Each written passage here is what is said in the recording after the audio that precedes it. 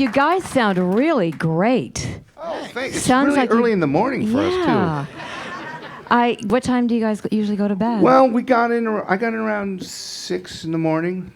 Yeah. So slept till about 10, so that's 4 hours. Life of a rock and roller. Well, yeah, it's just, it's like a night watchman.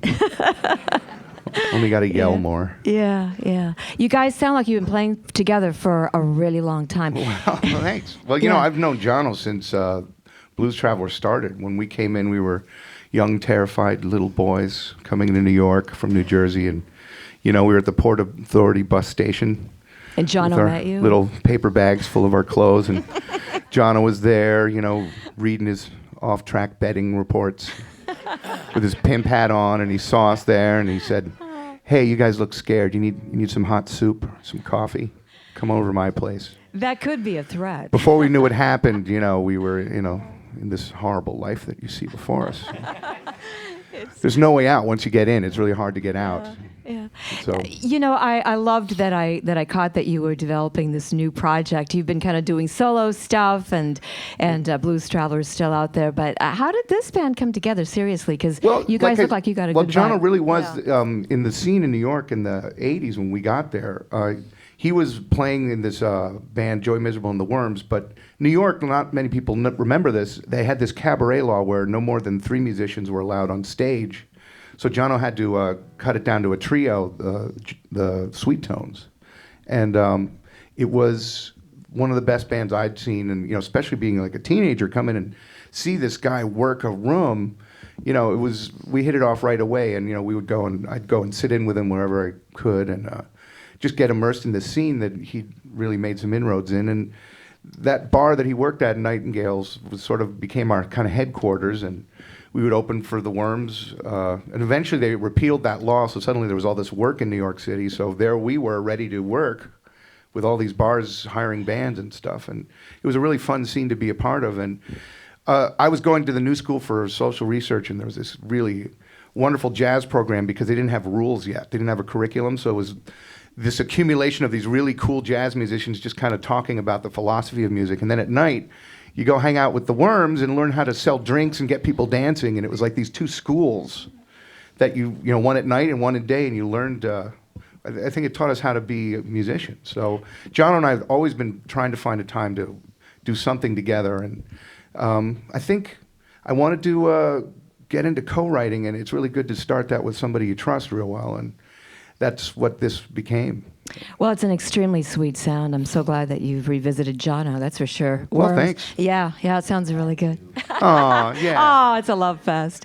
And you really literally are just down the road. You were in Seattle. Yeah. I live up in Snohomish myself, and we started the whole tour there, which is actually nerve-wracking. When you start a tour where you live, you're constantly locking up your house and making sure the last-minute crap is done, and you don't leave get the to just stove on. Yeah, when you start like in Chicago, you don't care because it's all miles away, and you're in a hotel, and so it's this is the first day really on the road. There's nothing I can do about my house now. Oh, it's gone so many miles away. Yes. What a relief. It's like joining the Foreign Legion. Your cares are back there.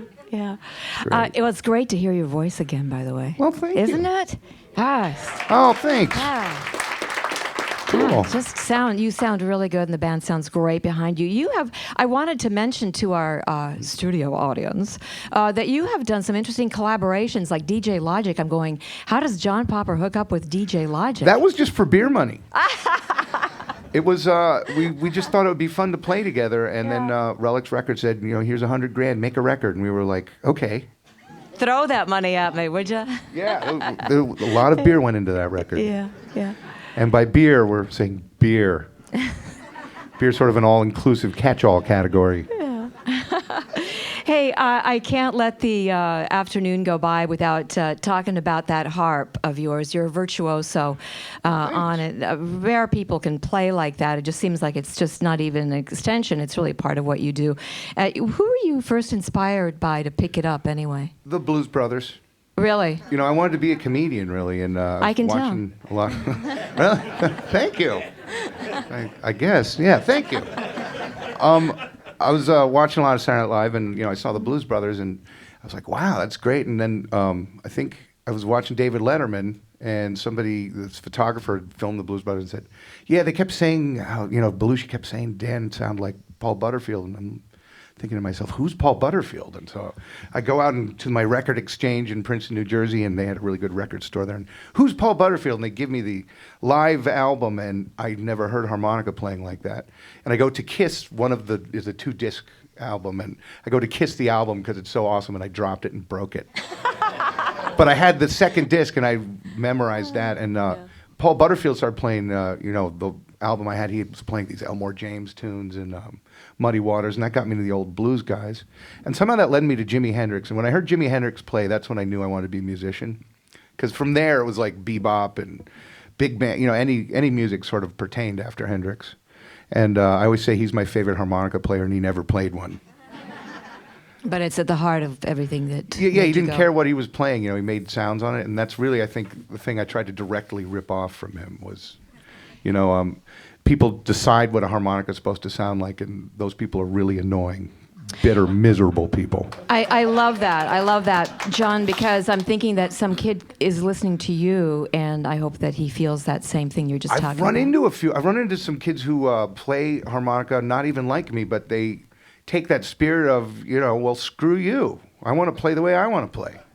And I tell them, great, good work. Take it farther. That's such a great lesson. I mean, in anything you do, really. Absolutely. Not just the harp, and I'm glad you're such a virtuoso.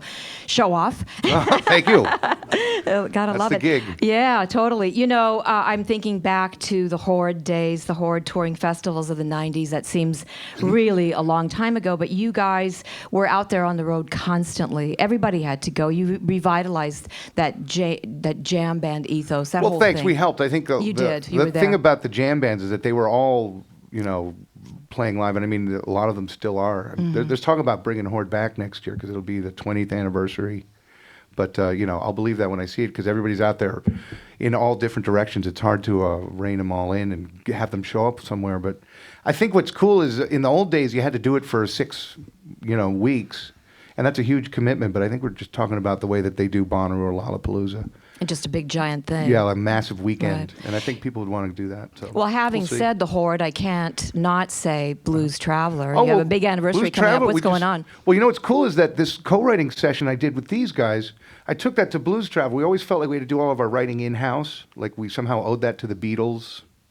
I'm not quite sure what we were thinking, and I was really talking up this process, and so we went and wrote with guys we'd never met before, like Alejandro Escovedo and Kerry Rodriguez and Ron Sexsmith. Came down to Austin in January for a Blues Traveler writing session, and it was really cool because Blues Traveler wrote very differently than this band wrote, and it's going to come out 2012. That's going to be Blues Traveler's 25th anniversary. And you'll be seeing a lot of us. So, I don't ever want to stop doing Blues Traveler. I just want to do other things. I think when you play one kind of music all the time, you just want to do a whole lot of other stuff to counterbalance it. And, it's nice to have different kinds of expression. And I did see on the Blues Traveler website that you guys did have a session that you held down. You had the Blues Traveler Throwdown in January. And watch this site for more. So now you owe us. Yes, I do. I owe, but you'll be the one buying the record. Yes, we will. It's great having you guys here Not at all. and Kink Thank you. Live at the Bing Lounge. John Popper, Dust Gray Troubadours.